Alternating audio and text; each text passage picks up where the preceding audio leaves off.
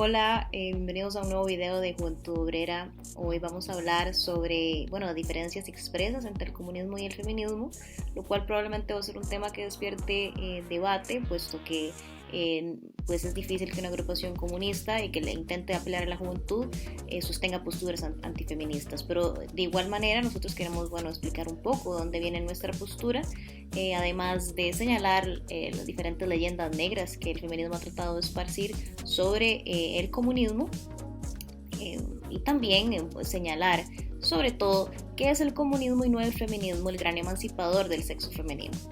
Tradicionalmente se asume al feminismo como sinónimo del movimiento de mujeres, y este no es el caso, no son conceptos intercambiables. De hecho, a nivel histórico siempre han existido diferentes movimientos de mujeres que no necesariamente se llaman feministas y que muchas veces más bien entran en conflicto con el feminismo. Por ejemplo, hubo movimientos de mujeres marxistas a finales del siglo XIX y principios del XX que de hecho confrontaban directamente con las feministas de la primera ola, también llamadas sufragistas, puesto que su principal objetivo político era pues el voto femenino, y no importaba que fuese censitario, el voto femenino de las mujeres adineradas, para que ellos pudiesen también en la equiparación de su ciudadanía adquirir los mismos deberes y derechos, por ejemplo la herencia, votar y ser electas y demás, pero todo dentro del sistema burgués.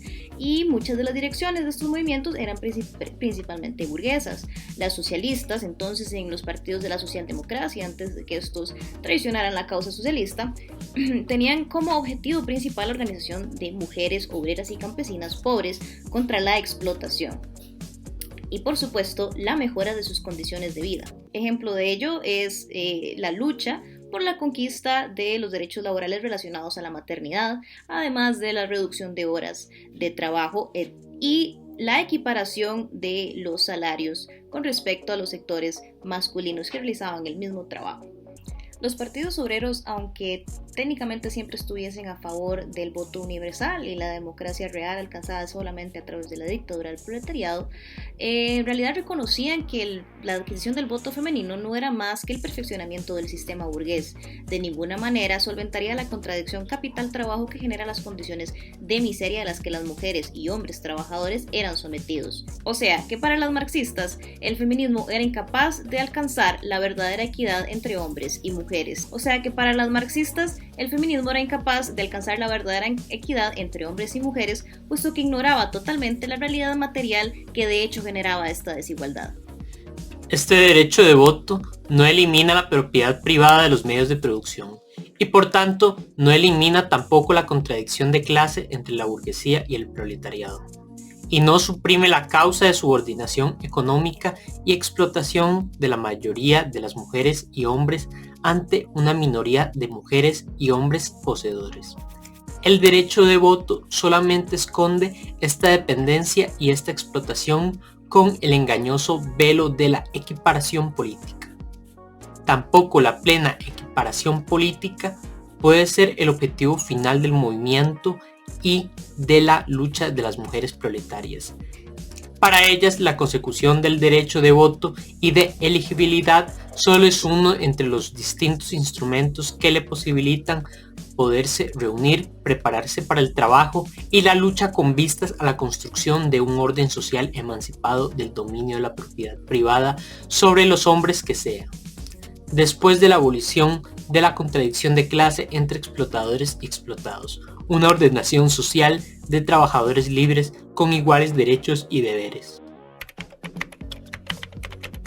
Lo primero que se debe hacer es empezar por cuestionar el concepto que tiene el feminismo sobre el patriarcado, puesto que si no sabemos el concepto, pues poco contenido le podemos criticar.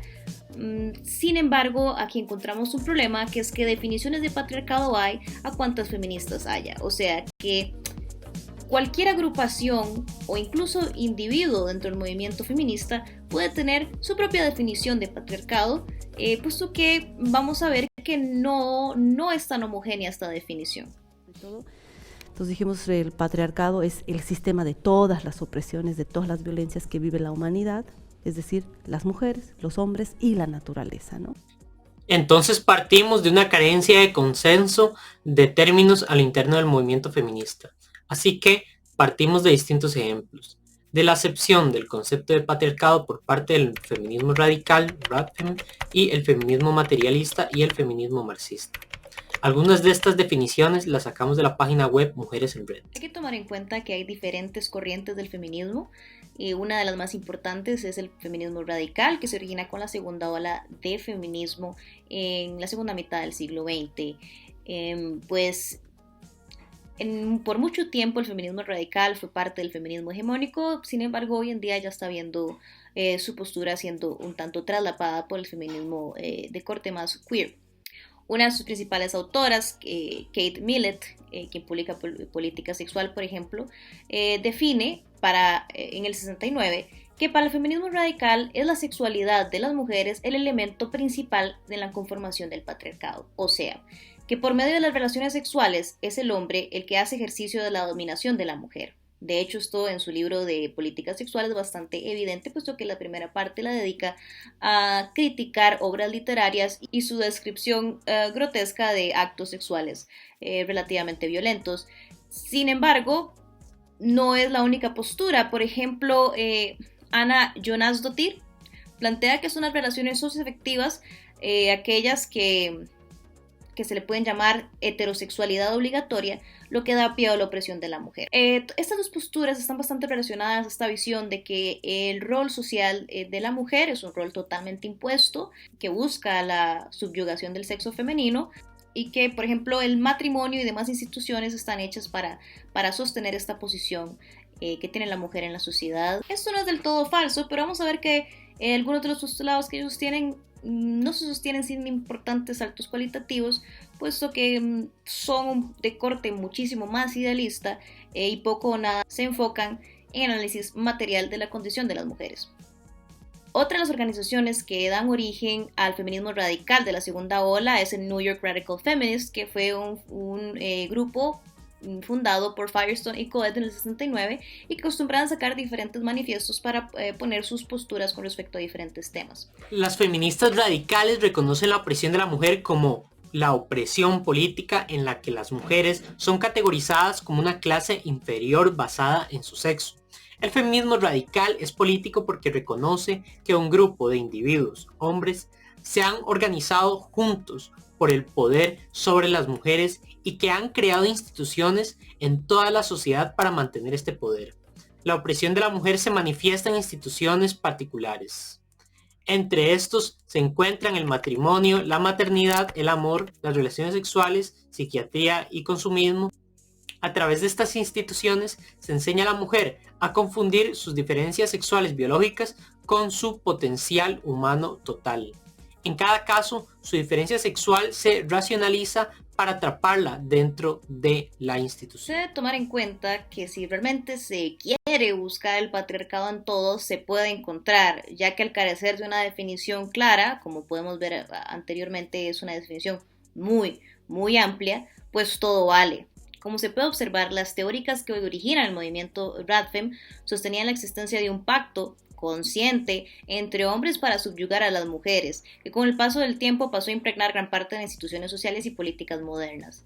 Es interesante que el coito o relaciones sexuales figuran como un elemento fundamental para explicar esta supuesta condición de inferioridad femenina en la sociedad moderna.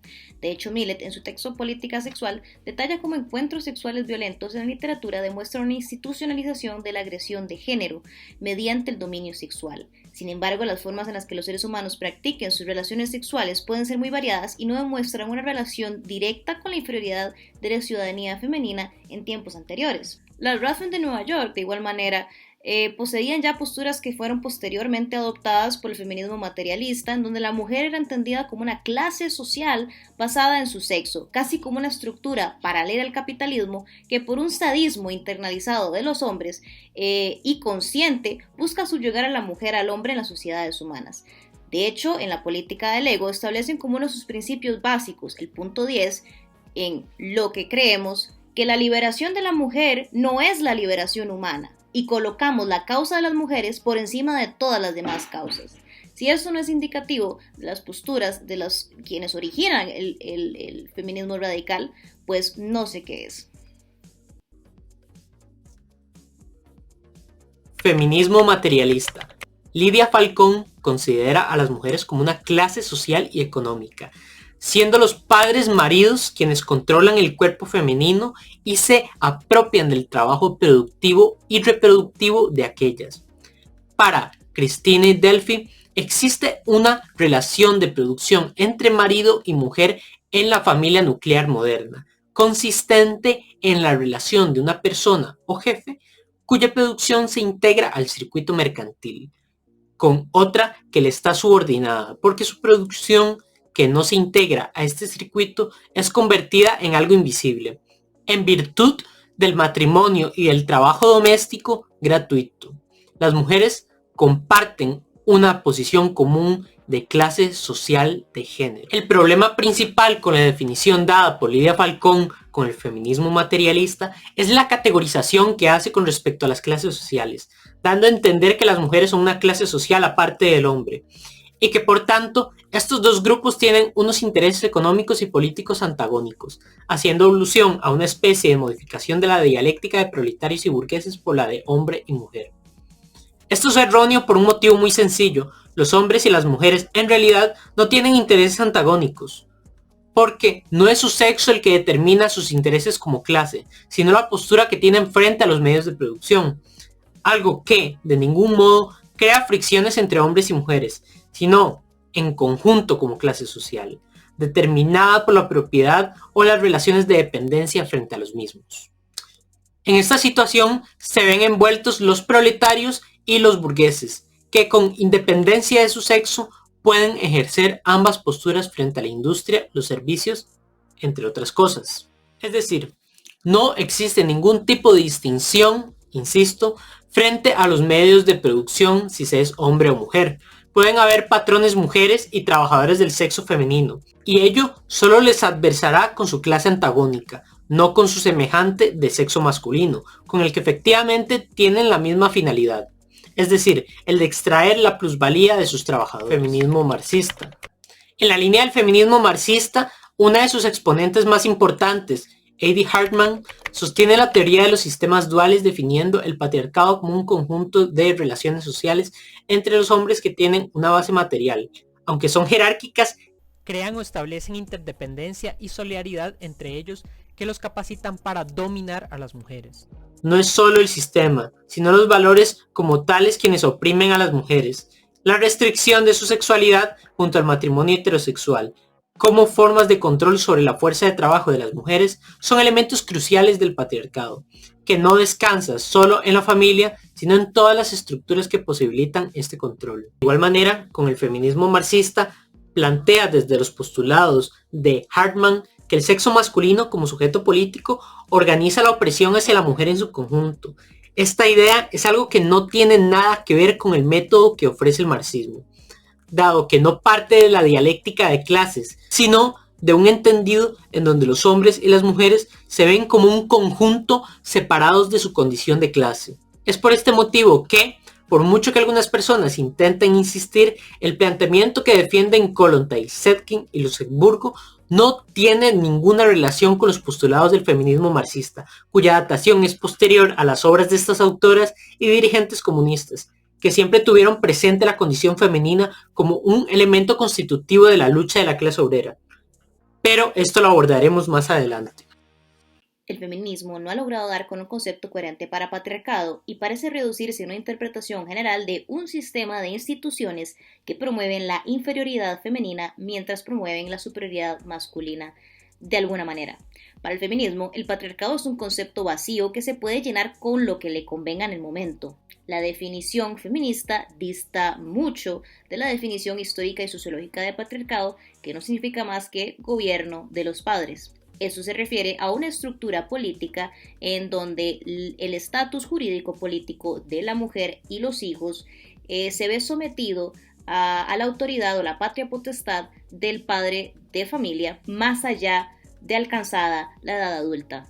En el capitalismo moderno, esta subyugación femenina a la patria potestad no existe, Por más que persistan los resabios machistas como el femicidio, la feminización de la pobreza, al igual que la negación del aborto legal, seguro y gratuito. Es muy conveniente para el sistema capitalista el desgaste organizativo de masas de mujeres trabajadoras en contra de un enemigo que no existe, como el patriarcado. De hecho, la misma persistencia e importancia que ha adquirido el feminismo a nivel de movimiento social, además de la introducción de esta teoría dentro de políticas de diferentes gobiernos a nivel mundial, además de la libre organización de mujeres en torno a objetivos políticos en común, el derecho a elegir y ser electas a través del voto universal, y la equiparación en general de los derechos y deberes políticos entre hombres y mujeres en las sociedades modernas, nos indica que no vivimos en un patriarcado, por lo menos no en las sociedades cuyas fuerzas productivas hayan avanzado en torno a esa dirección dentro del capitalismo, lo cual son la mayor parte de las democracias modernas. La persistencia de la miseria entre las mujeres y su esclavitud al trabajo doméstico están dados por su clase social, y solo a través de una dictadura del proletariado es que es posible generar políticas públicas que verdaderamente alcancen la igualdad material entre hombres y mujeres en un mundo sin explotación. Esta erradicación de las instituciones arcaicas patriarcales no son aleatorias dentro del capitalismo, pero tampoco son conscientes, sino que es el producto del desarrollo constante de las fuerzas productivas del capitalismo en esa dirección. Esto incluso lo adelanta Marx en el Manifiesto Comunista. La burguesía ha desempeñado en la historia un papel altamente revolucionario. Doquiera que ha conquistado el poder, ha destruido todas las relaciones feudales, patriarcales e idílicas. En una palabra, en lugar de la explotación velada por ilusiones religiosas y políticas, ha establecido una explotación abierta, descarada, directa y sin remilgos. El feminismo se ha encargado de esparcir un mito que es categóricamente falso, de que el marxismo nunca se ha preocupado por analizar los temas femeninos, que ha ignorado las necesidades y condiciones particulares de las mujeres proletarias y campesinas y demás en torno a esto. Si bien este postulado es asumido en gran cantidad de estudios de género desde la segunda ola de feminismo, nada puede estar más alejado de la verdad.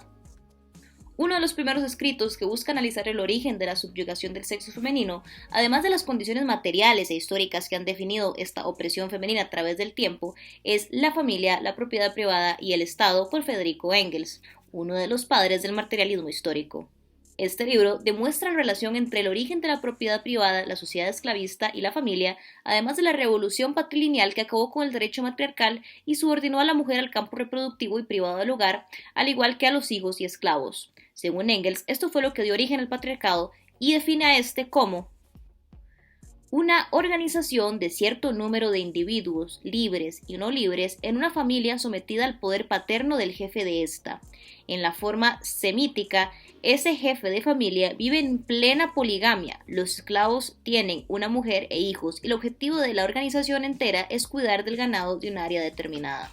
Aquí se refiere a la definición histórica de patriarcado, como la familia patriarcal propia de las tribus latinas, en donde la mujer, los hijos, además de los esclavos, eran política y jurídicamente representados por el pater familias, que a su vez les hacía política, social y económicamente dependientes a este individuo. De hecho, Engels se detiene a explicar que el origen etimológico de familia es famulus, que significa esclavo doméstico. Este libro no solo detalla el desarrollo de las sociedades patriarcales y el arrastre del machismo en las mismas, sino que funge como un texto con la intención expresa de agitar a las obreras hacia la organización política y la adquisición de derechos políticos de la mano con los hombres de su clase. De igual manera, no solo Engels aborda las condiciones materiales que determinan la subyugación del sexo femenino, ni el único que busca la organización de obreras. Muchas marxistas revolucionarias del siglo XIX y principios del XX ahondaron sobre esta cuestión y, a diferencia de lo que muchas autoras feministas presumen, nunca subordinaron la cuestión de la mujer al de clase, solo reconocieron las condiciones particulares que se debían desarrollar en la organización de obreras, sus intereses particulares y hacia la construcción en conjunto con los hombres de nuestra clase, el comunismo.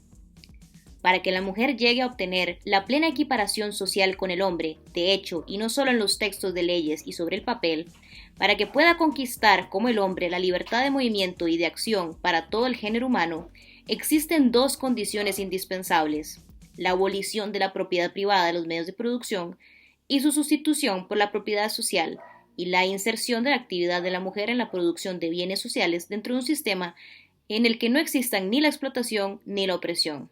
Solamente la realización de estas dos condiciones hace que sea imposible que la mujer, como esposa y como madre, quede subordinada económicamente al hombre en la familia, o que por la contradicción de clase existente entre explotadores y explotados caiga, en tanto que proletaria obrera en la industria, bajo el dominio y la explotación económica del capitalista. Esta es una cita de Clara Zetkin en 1920.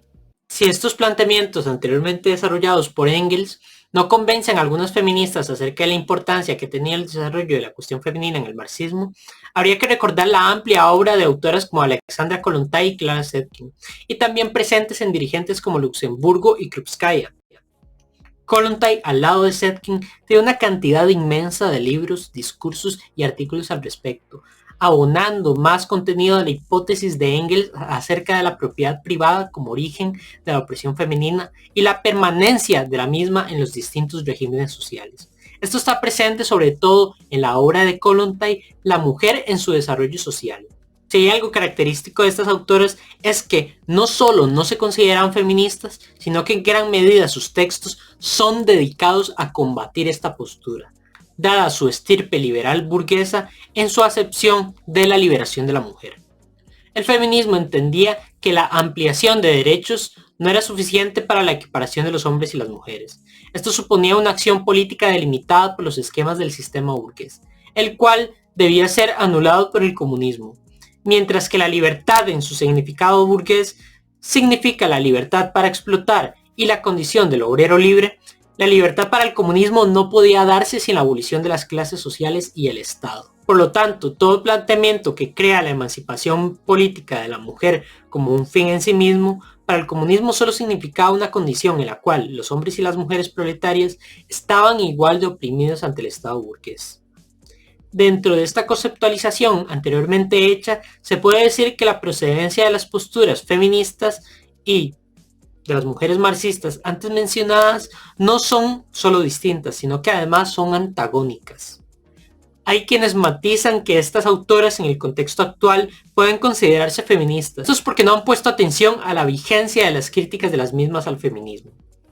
Hoy por hoy, el feminismo intenta profundizar en la igualdad de la ciudadanía entre hombres y mujeres al punto de propugnar leyes a favor de la equidad en todos los ámbitos, con medidas como la paridad de género y la plena representatividad política de los sexos, desde puestos en partidos políticos y académicos, hasta la presencia de más mujeres en las cámaras empresariales. Desde la lógica de las autoras mencionadas, esto no sería significativo para la mujer proletaria, porque en el caso de lo mencionado a lo último, Kollontai dice, a la mujer obrera le es indiferente si su patrón es hombre o mujer. Estas lecturas, supuestamente contextuales, se ven representadas incluso en editoriales y citas que denominan a estas autoras feministas, sin ningún tipo de ejercicio interpretativo detrás y sin ningún atisbo de conocimiento histórico. Y en ocasiones directamente se intenta atribuir citas falsas a Rosa Luxemburgo, como el caso que podemos ver en pantalla. Y bueno, eso fue todo por hoy. Muchas gracias por ver este video. Por favor, compartan y den like. Y como ya saben, estamos totalmente anuentes a cualquier crítica. Para eso están los comentarios en nuestras redes sociales. Si les interesa más información sobre nuestro proyecto, no tengan duda en contactarnos.